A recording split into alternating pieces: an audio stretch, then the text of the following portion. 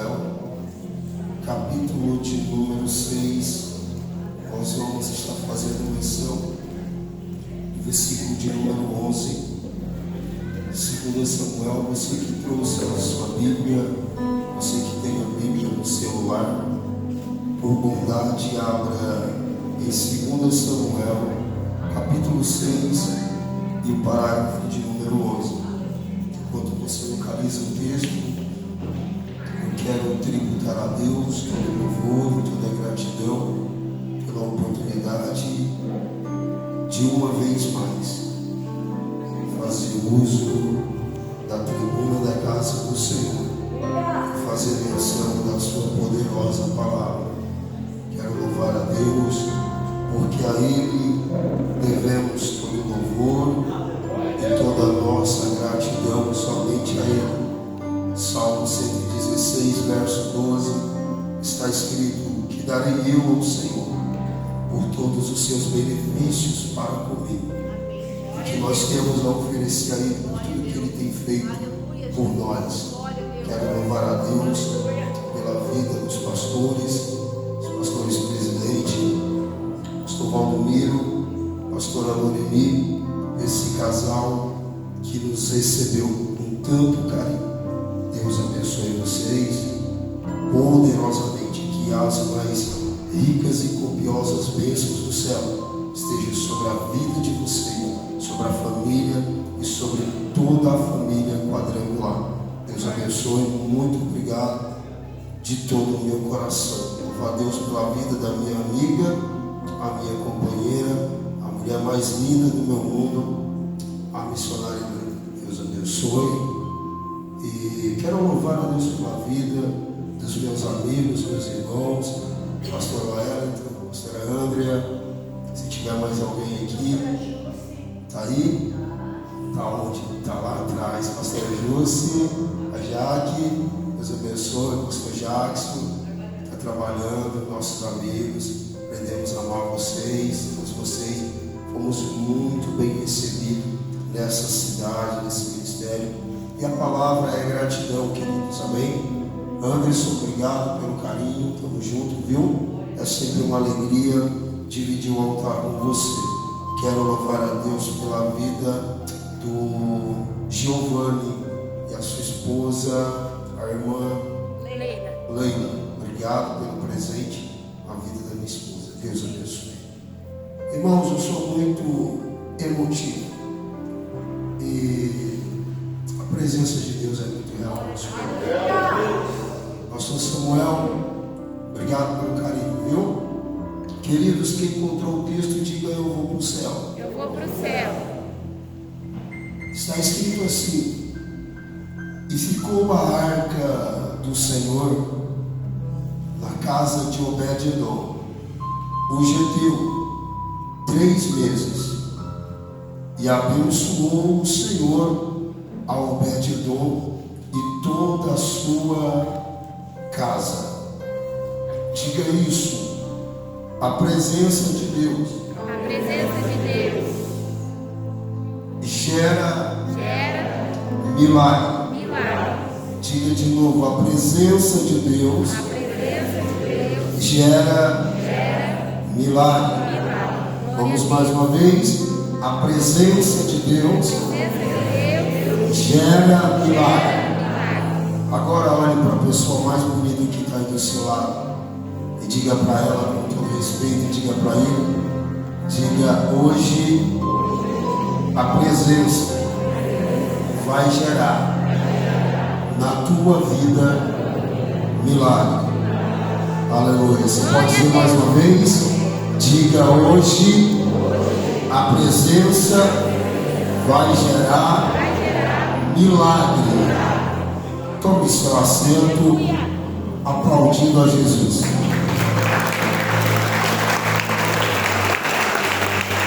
Glória a Deus.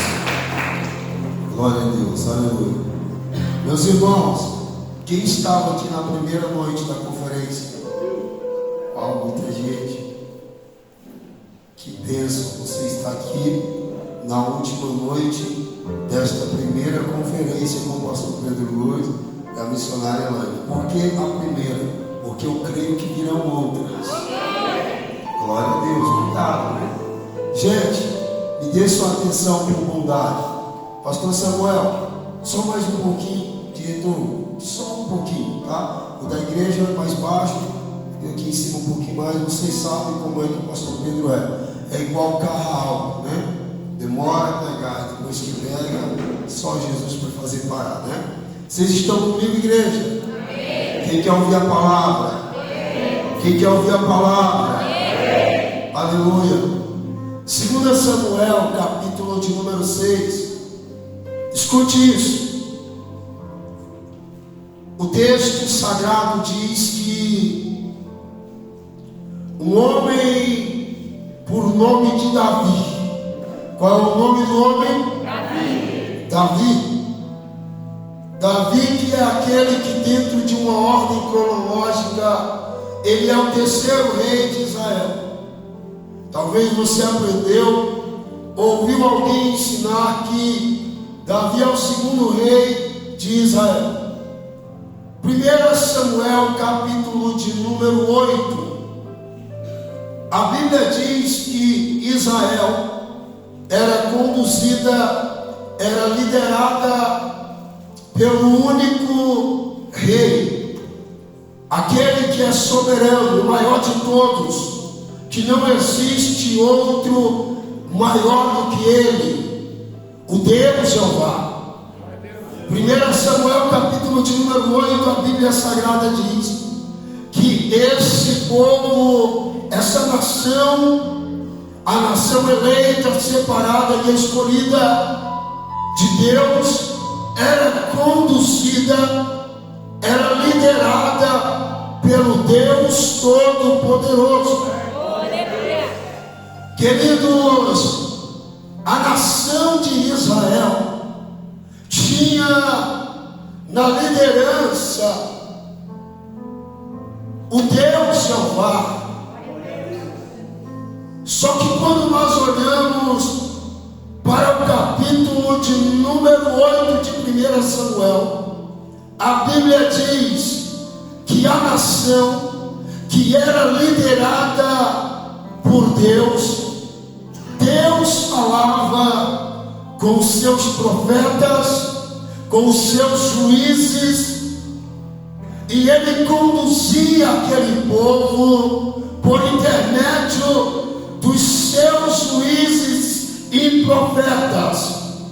Só que quando nós olhamos para o capítulo de número 8, nós vamos ver a ingratidão do povo de Deus. Olha isso. Quem era o rei? Quem era que liderava esse povo?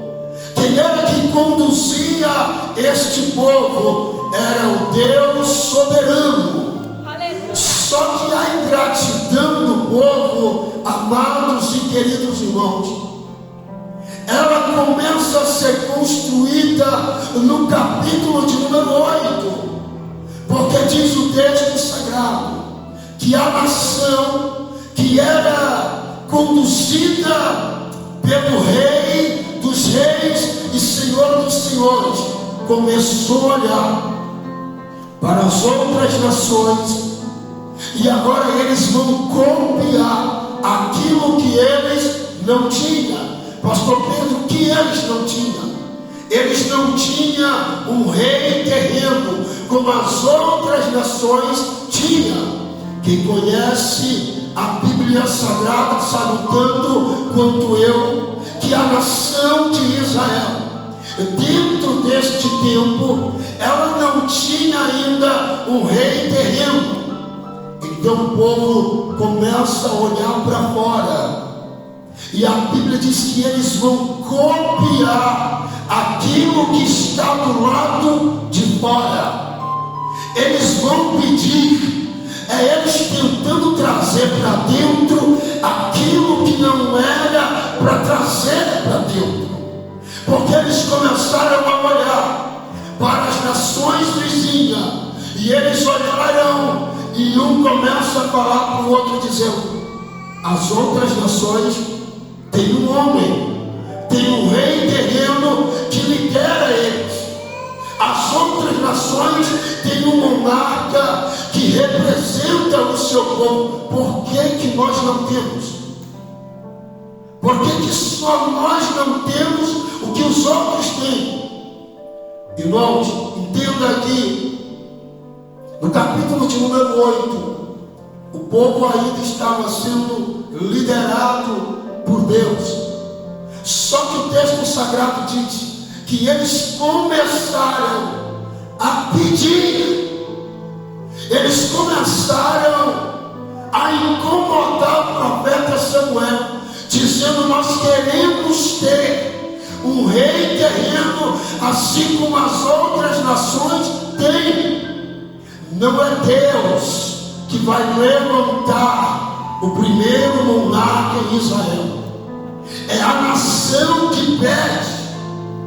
Deus estava na liderança, Deus estava no controle, só que o povo, mesmo sendo liderado e cuidado por Deus, o povo é tão ingrato que eles olharam e eles falaram: nós queremos ter alguém que nos representa. E sabe o que é isso aqui? É o povo olhando, aleluia, para o cuidado de Deus, aleluia. É o povo trocando a liderança de cima pela liderança de baixo. É o povo dizendo: nós não queremos mais ter um Deus Todo-Poderoso como a nossa liderança. A ingratidão aqui está falando mais alto. Quem está entendendo? A ingratidão no povo, eles estão insatisfeitos, mesmo sendo cuidado e liderado por Deus. O capítulo de número 10 de 1 Samuel, a Bíblia diz que de tanto o povo pedir, isso incomodou o profeta Samuel. Aí ele foi até Deus e falou com Deus: Deus, o povo quer um rei guerreiro. Deus, o povo quer alguém que represente eles. Aí Deus olha para Samuel e diz: Samuel, já que eles querem, dá para eles. Já que eles estão fazendo tanta questão de ter aquilo que eu não tinha para eles, dá para eles. Pastor, por quê? Porque a Bíblia diz que todo aquele que pede, agora deixa eu te falar uma verdade. Tem muita gente preocupada, correndo atrás de algo que talvez não é o que Deus tem para você. Alguém entendeu ali?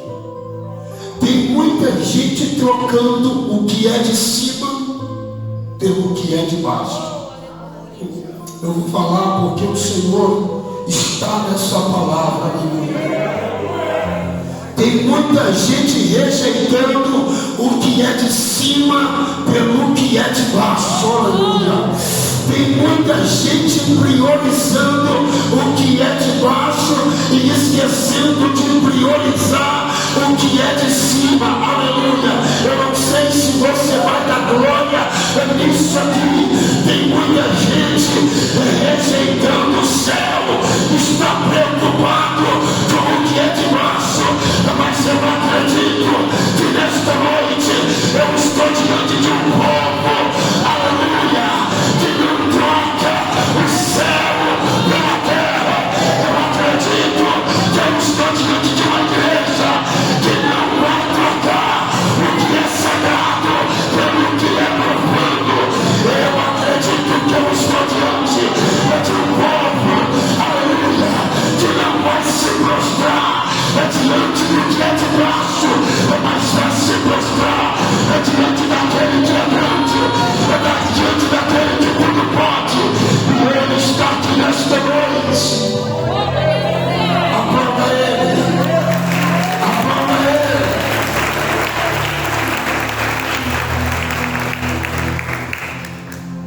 Nós não queremos. Samuel, Dá para eles. Aí vem o primeiro monarca em Israel, o primeiro rei de Israel. Qual é o nome do homem? Saul. O rei Saul, quem era Saul? Alguém que se destacava pela sua beleza. Saul era um modelo da época. Não tinha ninguém mais bonito do que Saul. A Bíblia diz que a beleza dele não tinha igual. O camarada era bonito, de boa aparência, alto, forte, guerreiro. Quem era Saul? Saul era um grande soldado, um general. Saul era alguém que entendia de guerras. Saul tinha ferramentas.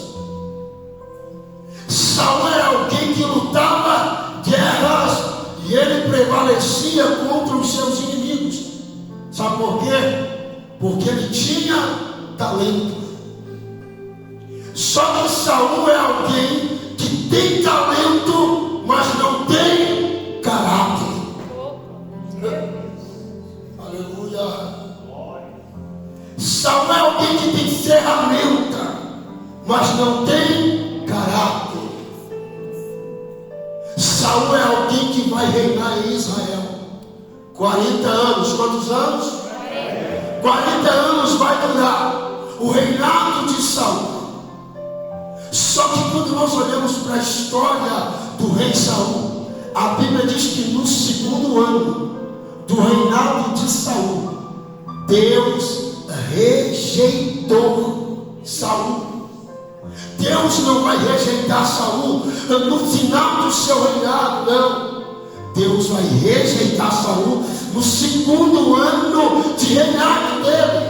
Por quê? Porque foi alguém que desobedeceu uma ordem vinda direta de Deus. Aleluia. Saul foi alguém que quebrou princípios. Saul foi alguém que desobedeceu. Irmão, coisa terrível é gente que até tem talento, prega muito bem, canta muito bem, toca muito bem, mas não tem princípio, não tem honra, não tem aliança. Não adianta ter talento se não tiver caráter. Não adianta ter ferramenta se não tiver caráter. Meu Deus. Aleluia. No segundo ano do reinado, Deus rejeita Saul. A Bíblia diz que o Espírito de Deus se afastou. E você conhece essa história? O Espírito de Deus se afastou de Saul. Agora olhe para cá. Quantos anos Saul reinou? 40. Vocês estão me enganando? Quantos anos? 40. O Espírito de Deus se afastou de Saul no segundo ano do reinado. Se ele reinou 40, quer dizer que ele reinou 38 anos sem Deus. 38 anos ele reinou sem a presença. Você parou para analisar isso aqui? O reinado de Saul estava indo tudo bem, estava dando tudo certo. O camarada lutava e vencia guerras, vencia batalhas. Irmãos, nem tudo que está dando certo, Deus está no negócio. Eu sei que a palavra não é muito para dar glória, não, mas é a palavra que Deus colocou no meu coração. Só tem uma coisa, antes de chegar em você, fala primeiro aqui, ó. Saul tem ferramentas, tem talento, mas não tem presença. Que coisa terrível. É um ser humano que pode ter ferramentas, que tem talento, que tem dinheiro, que tem uma boa casa, que tem um bom carro, que tem a parede entupida de diplomas, talvez tenha anel de formatura, talvez canta canta bem, fala bem, toca bem, irmãos, mas se não tiver a presença, aleluia, aleluia. Alguém levantou a mão, alguém já levantou a mão aqui para adorar. Não adianta, aleluia, ter uma boa oratória se não tiver presença.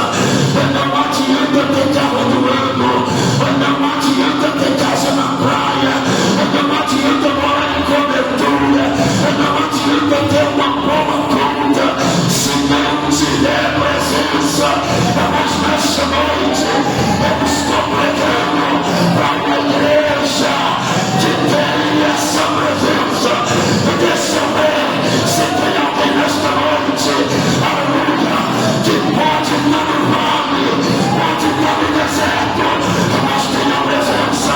Se tiver alguém, levanta a mão para adorar. Se tiver alguém entendendo o que eu estou pregando nesta noite, aleluia, deixa eu ver se tem alguém que não está preocupado com dinheiro, com status, com fama e milionária. Deixa eu ver se tem alguém que não está preocupado com bens materiais, mas que entrou aqui nesta noite para dizer: Deus, que eu não perca nunca a tua presença, a tua presença, a tua presença.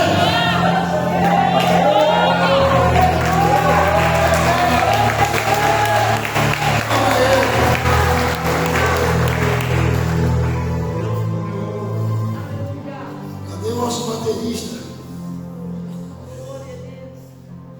Perca tudo, mas não perca.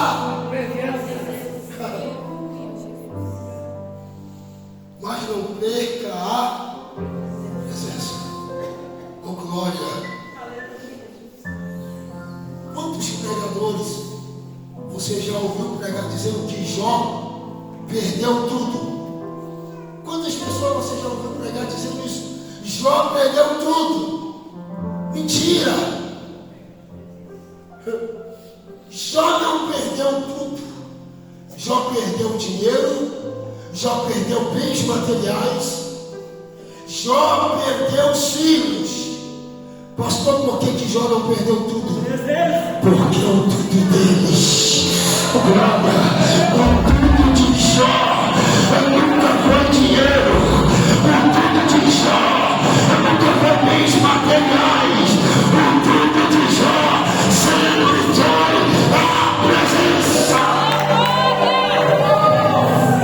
A presença. Aleluia. 40 anos ele reina sem a presença. 38 anos. 1 Samuel capítulo de número 31. Olha isso. Olha o perigo de um homem sem Deus. Pastor Wagner, olha o perigo de um homem sem Deus. Ele desceu para uma guerra. A Bíblia diz que ele era talento, ele tinha talento. Ele sabia dominar uma espada como ninguém. Ele sabia dominar um escudo como ninguém. Ele sabia lançar uma lança como ninguém. Ele era especialista em ferramentas de guerra. E quem conhece a história sabe que Saul, dentro desta época, ele tem o melhor exército. Os melhores guerreiros quem tem é Saul. As melhores armas quem tem é Saul. Só que o texto diz que ele desce para o vale e vai enfrentar uma batalha contra os filisteus. Só que nessa batalha ele entra sozinho. Ele tem um exército, ele só tem um exército. E não adianta ter um exército se a presença de Deus não estiver. Eles começaram a lutar a batalha. A batalha está travada. E os soldados começam a cair. Morre um, morre dois, morre 3, morre 4, vai morrendo todo mundo, irmão. Saul olhou para o cenário e ele disse: acabou para mim, já era. Ele já não tinha visão. Ele olhou e disse: não tem como vencer esta guerra, porque um homem que não tem presença de Deus, uma mulher que não tem presença de Deus, ele não tem visão espiritual. Ele olha para a porta e vê ela trancada. Ele olha para o deserto e ele não vê saída. Ele olha para o vale e ele não vê esperança, porque não tem presença. Mas um crente que tem presença de Deus, irmão, aleluia, ele olha para a porta e ele diz: não, a maior é quem está comigo. Ele olha para a perseguição e ele diz: a maior é quem me chamou. Ele olha para o momento e ele diz: o momento não define a minha história, porque ele sabe que maior é Deus, é na história dele, é maior é Deus, é na vida dele. O Senhor está dizendo: nesta noite ele está abrindo a visão espiritual de alguém. Você vai voltar a ver o que já foi um dia. Você vai voltar, vai voltar a jejuar, porque o Senhor está dizendo: a minha presença é suficiente. Aleluia. Já era, acabou, vamos todos morrer. O texto diz que ele olha para um dos seus soldados. Ele olhou e ele viu a morte. Ele não viu saída. E ele disse: pega a minha espada e tira a minha vida. Olha isso. Um homem que não tem a presença, o destino dele é a morte. Você está entendendo isso aqui? Uma casa que não tem a presença, ela não prospera. Um casamento que não tem a presença, aleluia, ele não prospera. Uma chamada, um ministério que não tem presença, não vai muito longe. Tira a minha vida. O soldado diz: eu não vou fazer isso. Ele pegou a espada, cravou a espada no chão e ele se jogou em cima da espada. Ele tirou a sua vida, Saul. Aí a Bíblia diz que vem Isbosete, o filho de Saul, que não estava na guerra, que não morreu. Quase toda a casa, os filhos são mortos nessa guerra. Só resta Isbosete, o filho de Saul, que vai ocupar, assumir o trono em Israel. E de contrapartida, esse tempo, a Bíblia diz que Davi está a 50 quilômetros de Jerusalém, em Judá, reinando aonde ele vai reinar 7 anos e meio. E a Bíblia diz que após a morte de Isbosete, Davi assume o trono em Israel. Só que Davi é alguém que vai fazer diferente do seu sogro Saul. Saul reinou 38 anos sem a presença, mas Davi olha para o cenário e ele diz: eu não vou reinar sem a presença de Deus. Havia um símbolo de vitória, e vocês sabem disso. Havia uma arca que foi construída por Bezalel. Deus fala com Moisés e passa as coordenadas para Moisés, e Moisés coloca o projeto na mão de Bezalel. E a Bíblia diz que ele escolhe uma madeira por nome de acácia, de Diga glória a Deus. Diga, não dorme não. Diz aí, não dorme não. Jesus está falando. Ele escolhe uma madeira por nome de madeira de acácia. Pastor, o que era acácia? Uma madeira dura de trabalhar. Pastor, o que era acácia? Era uma madeira cheia de nódulos. Era uma madeira que os carpinteiros não escolheriam para fazer nenhum móvel, porque era uma madeira ruim de trabalhar. Mas foi a acácia que Deus escolheu. Aleluia. A minha esposa deu aleluia, que eu me empolguei com isso. Se tiver 3 crentes entendendo, aleluia, eu estou feliz. Porque talvez nessa noite eu estou pregando para uma madeira de acácia. Pastor, o que é isso? É gente ruim, é gente cheia de defeitos, é gente que não tinha muita qualidade. Só que Deus olhou para você, cheio de defeito, sem qualidade. É você que eu quero, é na minha presença, é você que eu quero, é na minha presença, deixa eu ver quem está comigo, aleluia, se tiver inimigo, abre a boca para a glória, enquanto você na glória, Deus trabalha com você, enquanto alguém está aleluia, Deus trabalha com você, talvez pessoas não te escolhem. Mas Ele está dizendo, eu te escolhi. Tem gente que não foi com a tua cara, mas Deus está dizendo, eu te escolhi. Tem gente incomodada com o teu jeito de cantar. Tem gente incomodada com o teu jeito de liderar.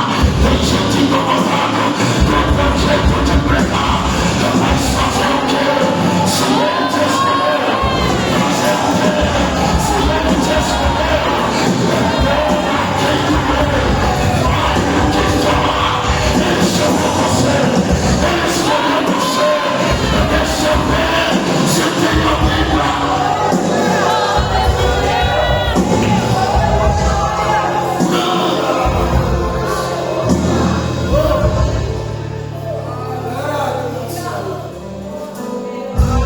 estava todo perdido no pecado.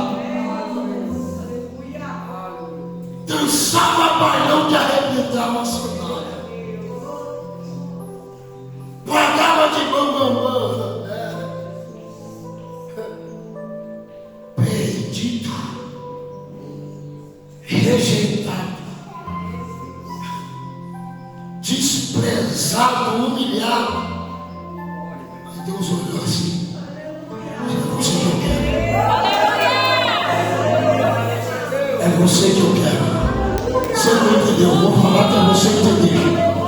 Porque tem gente que prega mais do que nós, prega mais do que eu, do que você. Tem gente cheia de qualidade, melhor do que eu e melhor do que você. Tem gente que canta melhor do que você. Tem gente que toca melhor do que você. Tem gente que lidera melhor do que você. Mas Deus está dizendo, foi você.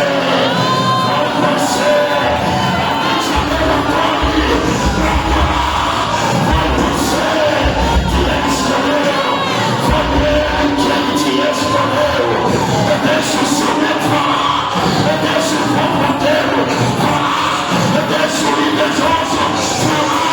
É matar em cavalo, é matar em cavaleiro, mas você não será tocado, não será atingido, porque o sangue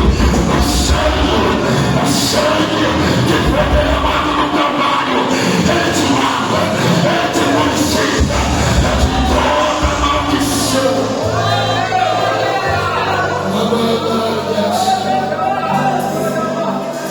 O Espírito está falando com alguém aqui. Eu estou sentindo uma graça que nos envolve nessa noite.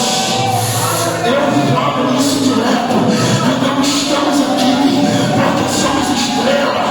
Não estamos aqui porque somos melhores ou porque é melhor do que ninguém. Se nós estamos aqui é porque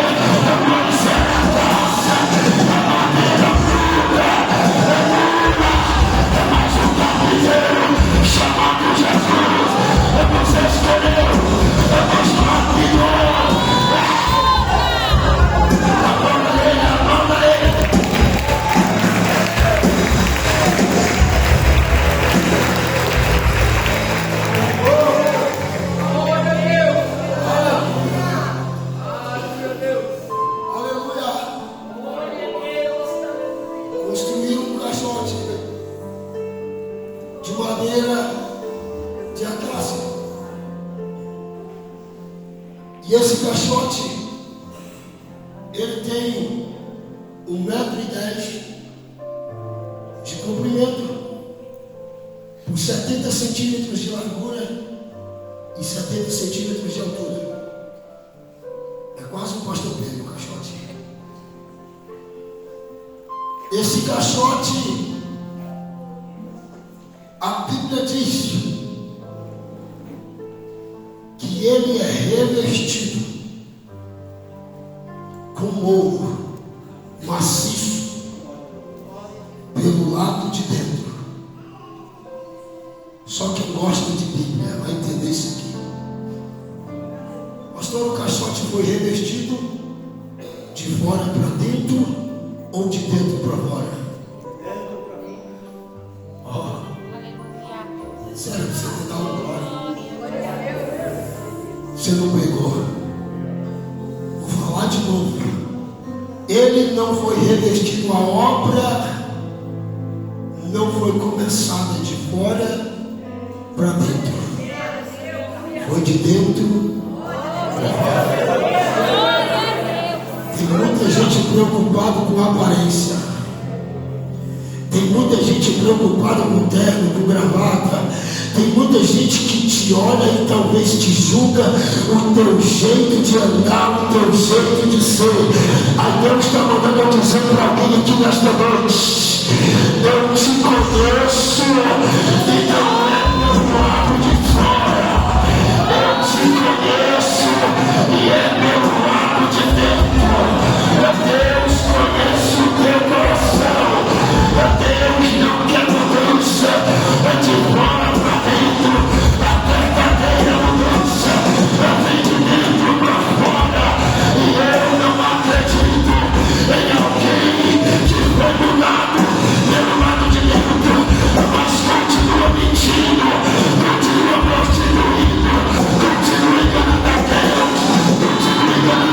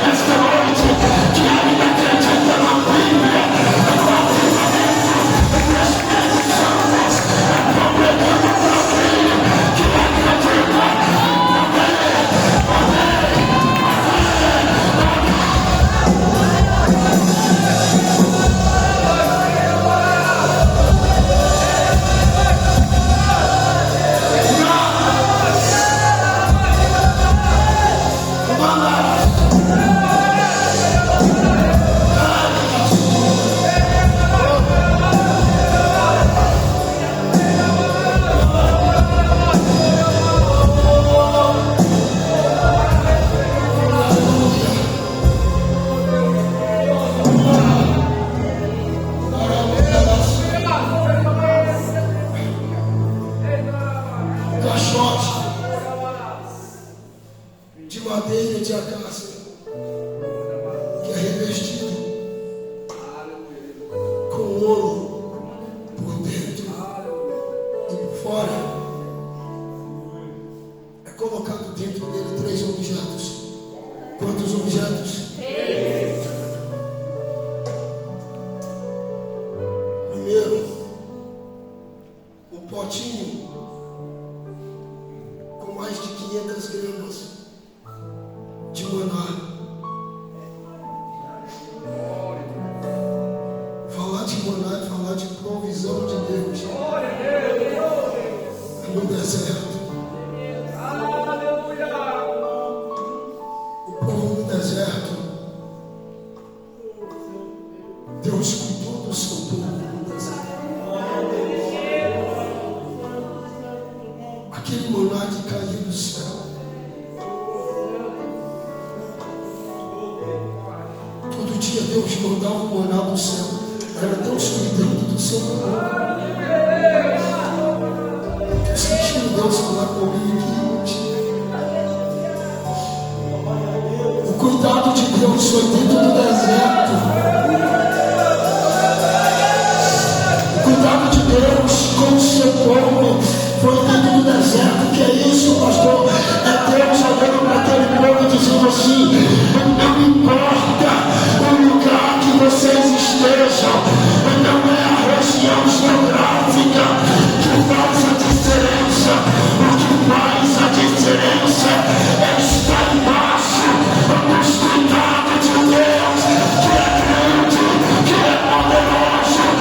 Ele não perdeu o controle da tua vida, ele não perdeu o controle da tua casa, ele não perdeu o controle da tua história.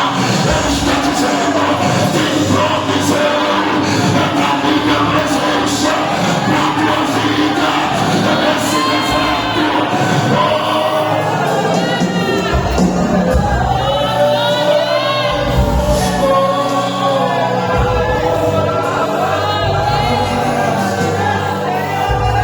Há um cuidado de Deus sobre a tua vida. Há um cuidado de Deus sobre a tua casa.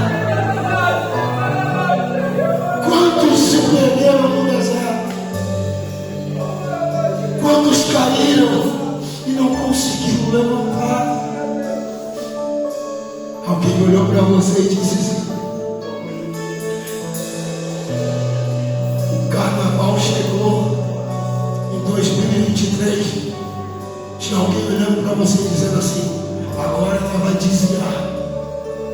Agora ele vai desviar, vai pular carnaval. Aí o carnaval veio e você venceu a carne. O carnaval passou e você continuou de pé. Aí mesmo os meses das férias, o diabo tentando te derrubar. Alguém olhando para você e dizendo: vai abandonar tudo. Eu não estou pregando para super-homem e nem para mulher maravilha aqui. Eu estou pregando para alguém que todos os dias tem um leão para matar, tem uma guerra para lutar, mas está de pé, mesmo sendo perseguido, mesmo sendo caluniado, está de pé. Tem alguém olhando dizendo: o que é isso? Aí você diz: é a presença, é a presença, é a presença, é a presença. O maná no deserto.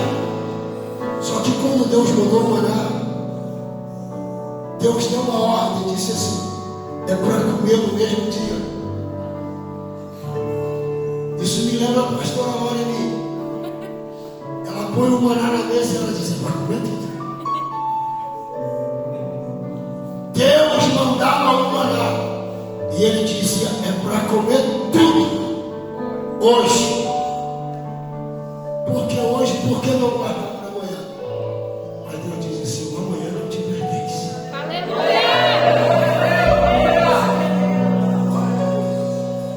Eu não conheço o meu amanhã, mas eu sei de uma coisa: que chegasse e eu chegar lá, Deus vai estar no meu amanhã me esperando, dizendo: vem, vem.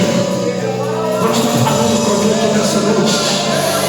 A Bíblia diz que quando Noé terminou de construir a arca, Deus olhou para Noé e disse assim: Noé, pega a tua família e vai.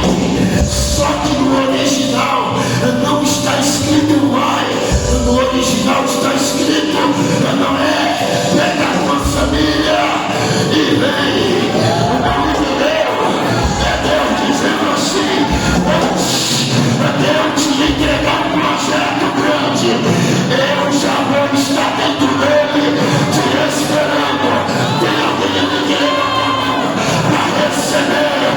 Deus está dizendo para quem esperou. O maná, a vara de Arão, que floresceu no deserto, e as tábuas da lei estavam dentro da arca. Essa arca, em volta da arca, havia duas argolas de ouro, duas de cada lado, aonde eles colocavam um bastão, também da madeira de acácia, revestido de ouro. E eles pegavam a arca, os sacerdotes, os levitas, e colocavam nos ombros. Colocava onde? Nos ombros. O interessante é que o pastor Pedro não servia na época para carregar a arca. Me pergunte por quê? Está me enganando. Diga por quê? Porque para carregar a arca tinha que ter 1,80 m. Alguém que ia do lado esquerdo, 1,80 m. Atrás, 1,80 m. Do outro lado, 1,80 m. Do outro lado, 1,80 m. Pastor, por que o senhor não servia? Porque eu tenho 1,90 m. Subi em cima do teclado do Anderson. Precisava ter a mesma altura. O que é isso? É Deus dizendo: na minha presença, na minha presença, não existe ninguém menor do que ninguém. Não, eu estou arrepiado, irmão. Não existe ninguém maior do que ninguém. Na presença do soberano, aleluia, todo mundo tem que ser igual. Na presença do soberano, todo mundo tem que ser igual. Se é rico, se é milionário, se é pobre, se tem ou não tem, na presença dele, ele está dizendo: é igual, todos nós somos iguais.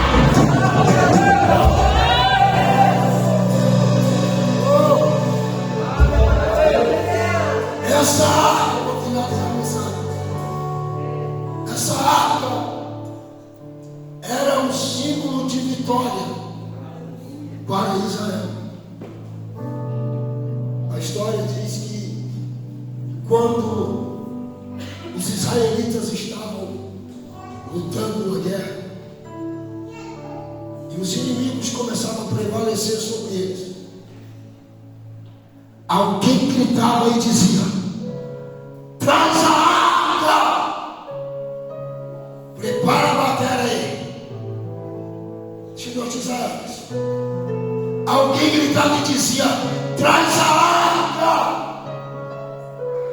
porque a arca era o trono da habitação de Deus. A arca era a presença de Deus. Faz um barulho bem forte aí, Zate. Aí alguém vem marchando e trazendo a arca. Alguém vem marchando e trazendo a arca. A Bíblia diz que quando a arca chegava no cenário, que alguém estava perdendo. Quando a arca chegava, quem estava perdendo começava a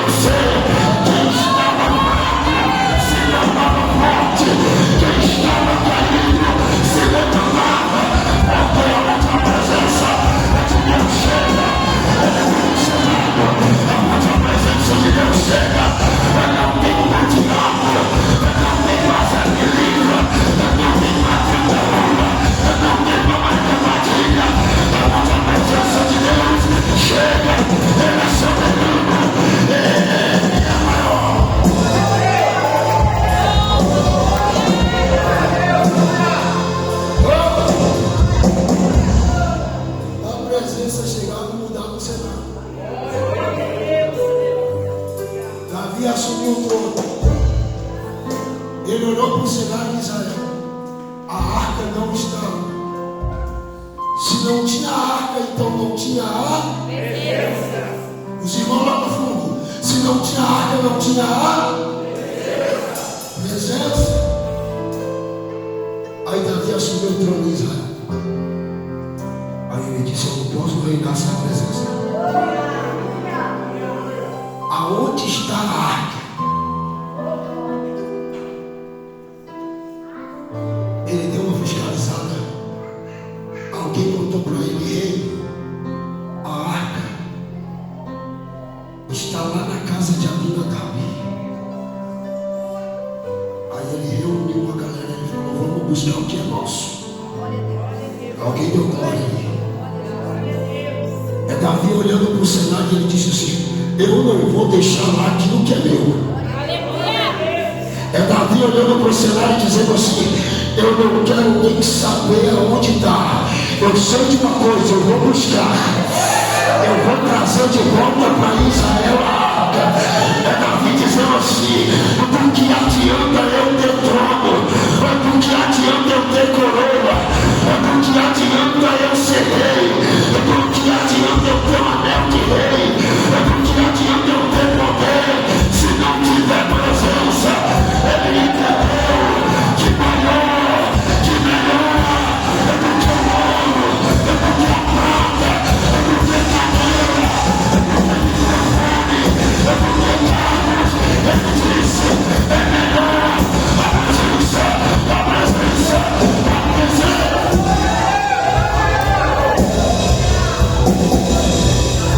Diga glória a Deus.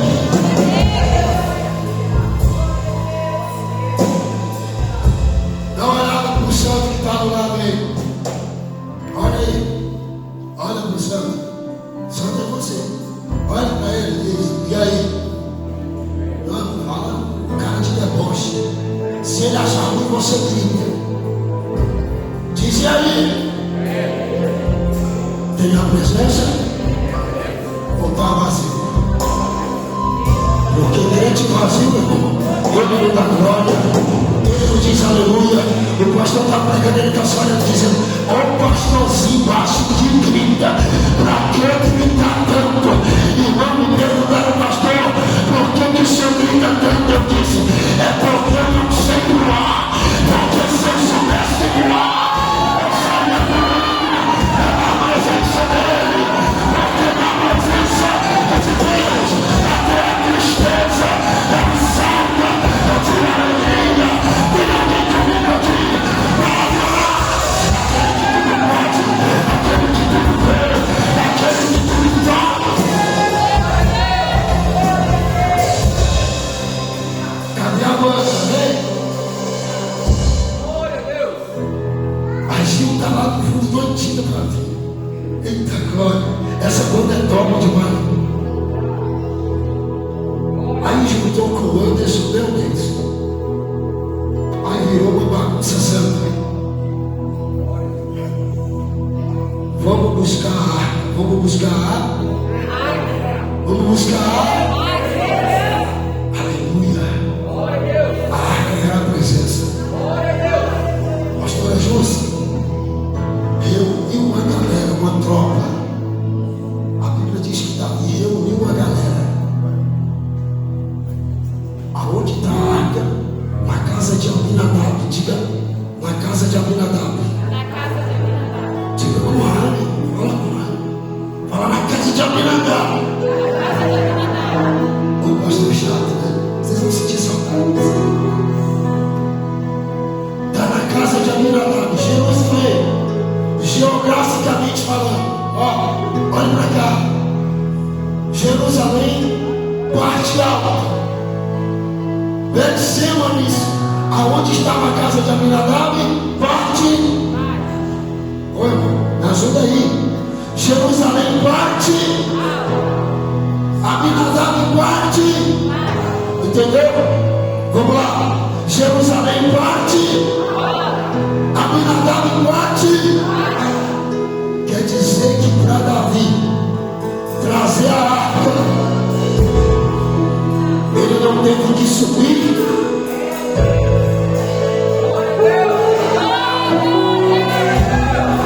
Ele teve que descer.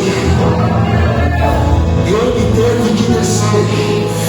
Tem que descer do salto alto, irmão, do orgulho, da soberba, da vaidade. Tem que se colocar de joelho na presença dele. Que a presença desce, que a presença se humilha. Se até Jesus, ele desceu no Jordão. E quem somos nós para não descer? É a presença do grande, é do soberano. Nós temos que descer. Nós temos que descer. Pegaram a. Só que escuta isso. Davi é alguém que vai fazer certo do jeito errado. Pastor, que loucura é essa? É Bíblia. Davi é alguém que vai fazer certo. Por quê? Porque ele vai buscar a presença. Só que o texto diz que ele começa fazendo errado. Por quê? Davi era rei. Davi conhecia sobre a lei judaica. Davi conhecia sobre a lei de Levítico. Davi sabia que a presença de Deus, que a arca, ela não podia ser transportada de qualquer jeito. Só que mesmo ele sabendo, meu Deus, mesmo ele sabendo, ele sabia o que era certo. Mas foi alguém que começou a fazer do jeito. Vocês não estão comigo, não. Ele sabia o que era certo, mas ele começou fazendo do jeito. Segura aí. Aperta o cinto aí. Não vai dar glória agora, porque eu sei que é difícil. Aqui não tem esse tipo de gente, não. É só lá na igreja que eu congrego lá em Camboriú que tem esse tipo de gente. Que sabe que está errado, mas está fazendo. Sabe que tem que honrar princípios, mas não honra.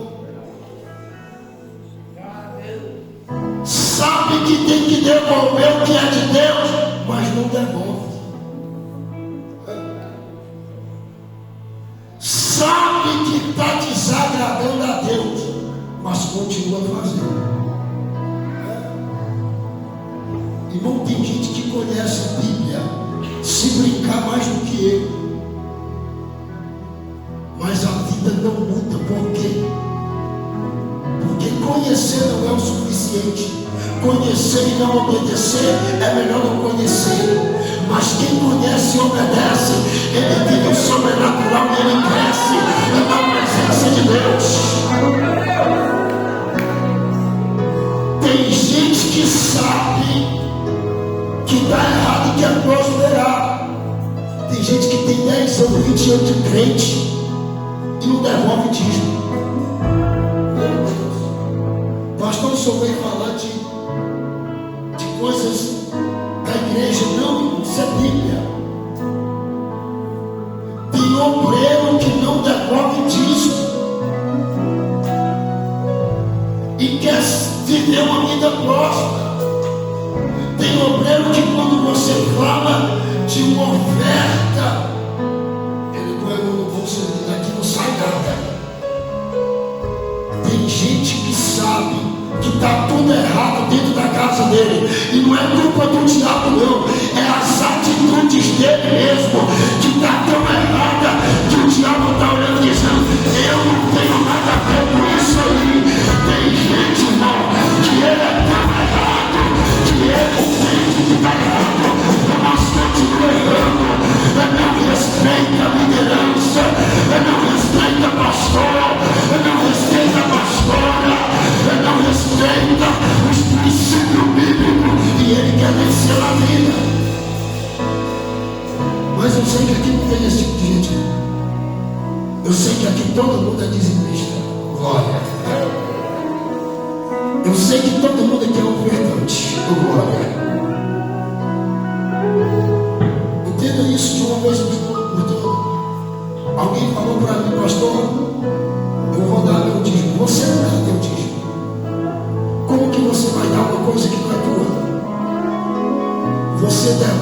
Davi o dízimo. Pastor, por que o senhor entrou nisso? Porque Deus está mandando eu falar. Porque não adianta ter talento, não adianta ter ferramentas se não tiver caráter. Aleluia. E Davi começa fazendo certo do jeito errado. Ele manda construir um carro de boi, porque é novo. Ele pegou o carro, pegou a sua galera e ele disse: vamos buscar a presença. Você pode dizer glória? Precisa disso tudo, pastor? Deus só corrige quem Ele ama.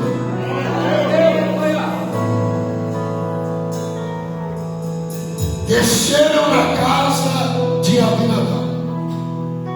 A arca estava na casa de Abinadab. 20 anos, quantos anos? A Bíblia diz que Davi chegou lá, pegou a arca e mandou colocar em cima do carro de boi. E agora eles estão indo em direção a Jerusalém. Olha isso, escute isso. Eles estão indo em direção a Jerusalém. Por que Davi manda colocar a arca dentro de um carro de boi? Porque Davi não era brasileiro não, irmão. Mas Davi tinha o mesmo problema do brasileiro. Quer dar um jeitinho. Pegou não? Se tem como eu fazer do jeito mais rápido, mesmo que não seja o certo, por que não fazer? Vocês estão entendendo? É isso que Davi está fazendo. Davi escolheu a maneira mais fácil, mais rápida. A vontade dele reinar com a presença era tão grande que ele olhou e disse assim: vou fazer do jeito mais fácil. Aqui é que está o problema.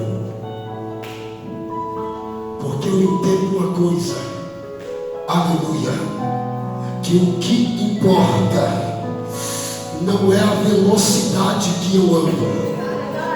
O que importa não é a velocidade que eu subo.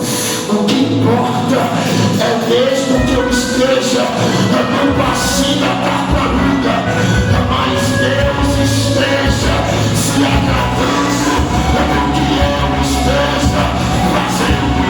É melhor estar devagarzinho, mas Deus está no negócio. É melhor estar devagar, quase parando, mas Deus olhando dizendo: estou me agradando, estou gostando, estou contigo.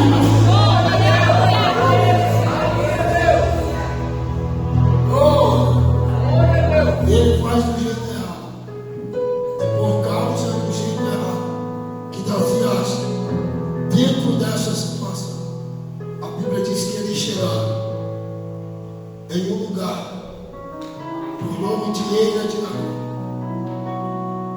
A Bíblia diz que foi exatamente nesse lugar, um lugar limpo, que não tinha pedra e nem pau, aonde a Bíblia diz que os bois tropeçaram e a arca ia cair. Quando vem Uzá, o jovem Uzá, ele vai segurar a arca para ela não cair. E a Bíblia diz que Deus do alto céu, ele abre uma ruptura em Uzá. Ele matou Uzá, literalmente. Essa morte aqui, o culpado dessa morte não é Uzá. O culpado dessa morte é Davi, que sabia o que era certo, mas estava fazendo do jeito. Tem alguém entendendo isso aqui? Talvez tenha alguém aqui nessa noite que está fazendo do jeito errado, mesmo sabendo que está errado. Deus está dizendo: a tua casa depende de você, das tuas ações e atitudes certas. Continua fazendo do jeito errado, que vai vir a colheita. tiver alguém aqui, aleluia, disposto a mudar, se tiver alguém aqui nessa noite disposto a fazer do jeito certo, mesmo que demore mais, mesmo que o preço seja maior, mas se tiver alguém aqui nessa noite disposto a fazer do jeito certo, eu te convido a se colocar sobre o teu